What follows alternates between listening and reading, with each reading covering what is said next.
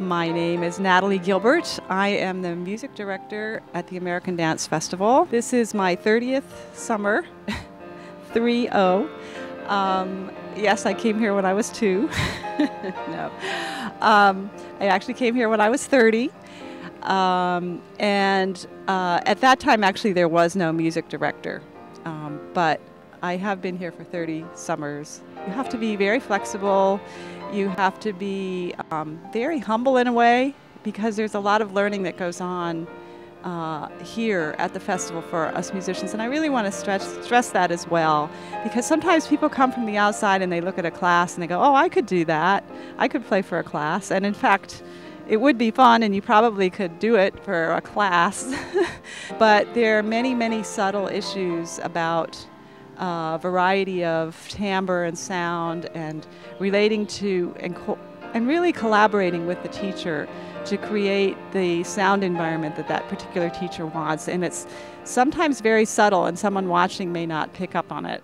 My name is John Hanks, and I've been at the festival for I think 25 years, at least that's what everybody tells me. ADF needed a drummer for their jazz dance class, so I played 3 classes a day for 6 weeks. It was unair conditioned and hot, but it was great. I was young, it was a lot of fun, and so I kind of got typecast as the guy that plays for jazz dance, you know, because that was my thing, which was fine, you know, but I had always played for modern, and so I finally got a chance to play for Betty Jones, who of course is the wonderful teacher who's still teaching.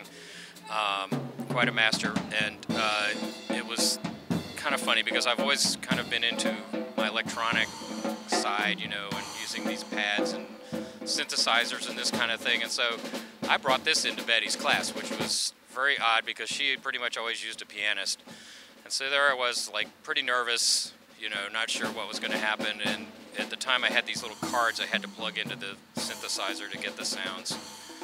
And I remember, you know, plugging these things in, I'm all ready to go, and then Betty counts off the exercise, and I hit the pad, and the most ungodly sound comes out that I've ever heard. It had misread the card, and total chaos. I couldn't even reproduce it if I tried. And she didn't fuss at me, she fussed at the dancers for stopping. She's like, you don't stop if something goes wrong with the music, you keep going, blah, blah, blah. And it was like a real learning moment, you know, for all of us anyway. I am Khalid Abdullah and Khalid Saleem, and I am one of the musicians here at the American Dance Festival. Each year, each summer, is really a different experience.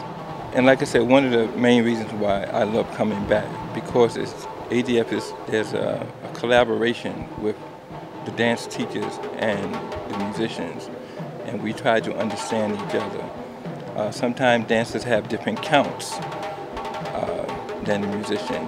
Sometimes a dancer might, as they're showing a combination, they might be showing it in one sense of timing, and the musician is trying to clue in on that, and then it's counted differently. You understand what I mean?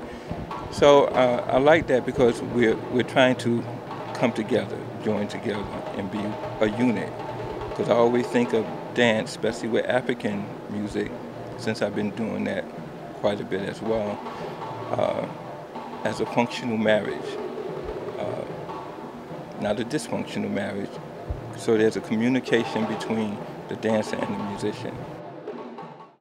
My name is Gerri Houlihan, and I'm on the faculty at the American Dance Festival. This happens to be my 25th summer of teaching here. I remember when I first started teaching here in 1981, I think technique was still a very important focus. And then there was a period of time where release dance became very popular through Trisha Brown and many others. And so I thought at one point maybe what I did as a teacher, which was much more traditional, was maybe not as valuable. And I remember saying to Donna Fay, maybe I should take a little break from ADF and make space for some of these new teachers with newer ideas and more contemporary ways of working. And Donna Fay, it's like, don't you dare! What you have to offer as a teacher and kind of technique that you are presenting is always going to be valuable. I think that there's a happy medium between those two that's really probably the most interesting kind of dancer for me. Somebody who can do both. I remember there was a time when I used to teach the late afternoon class, think, you know, those were the days when classes were an hour and a half.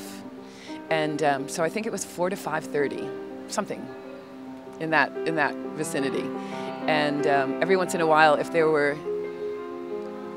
was a musician who maybe had played a couple of classes, still had a little energy left for the end of the day, they would come over to the Ark, and we'd have maybe 2 or 3 musicians and this whole improv jam going on in the corner. And that time of the afternoon here, often you get these huge thunderstorms. So, you know, the rain would come pouring down, and the musicians would be playing, and everybody would be, you know, you have to run around and close the windows so that the floor didn't get wet. And I don't know, it was just a wild, kind of hedonistic, fabulous energy around that time that I loved. I know now people say, oh, it's late in the day to work, but I don't know, for some reason at that point in time, that was a great time for me to be teaching. And often the last day of the festival, that would be the last class, one of the last classes on the last day. And so whoever was still standing and had the energy would come to the Ark, and sometimes some of the teachers. And so it was always just a fun kind of finale, the festival for me.